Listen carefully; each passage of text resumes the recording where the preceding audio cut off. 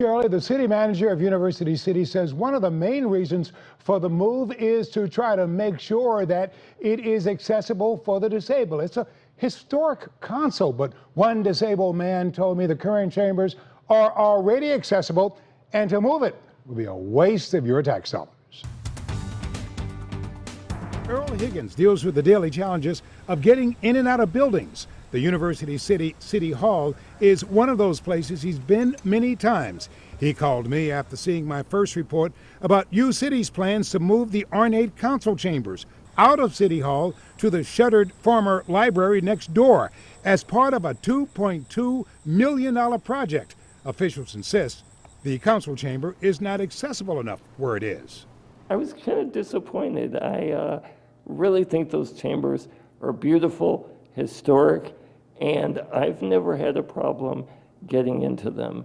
I think they're very accessible. I've probably been up in these chambers 12 or 15 times. I've never had a problem where the elevator wasn't working. Millions were spent sprucing up City Hall years back, including a lot of work making it nicer and more accessible, and that included the council chamber. I talked to U-City manager Gregory about the current plans. The reason that we're relocating the council chambers is so that we can better meet the needs of the disabled. Right now, we have one elevator that goes up to the 5th floor, which is where our council chambers are. So imagine when that elevator goes down. I followed EARL Higgins as he showed me how he gets into City Hall, how he accesses the elevator, and ultimately gets up to the 5th floor where the council is located. So what would you tell the people here in University City? If they've got money to spend it on fixing the chambers that we do have. They're very welcoming and historic, and I would just hate to see them being abandoned. He's not the only one with doubts about this multi-million-dollar deal that has University City moving the council chamber along with the courts. Former U-City Mayor SHELLY not sold on this deal either. I have not heard of a good reason to move our historic council chambers from our very historic City Hall. We have one of the most beautiful city halls in the country.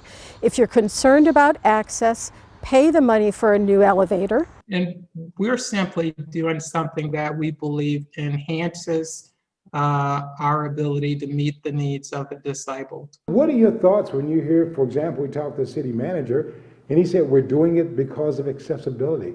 What would you tell him?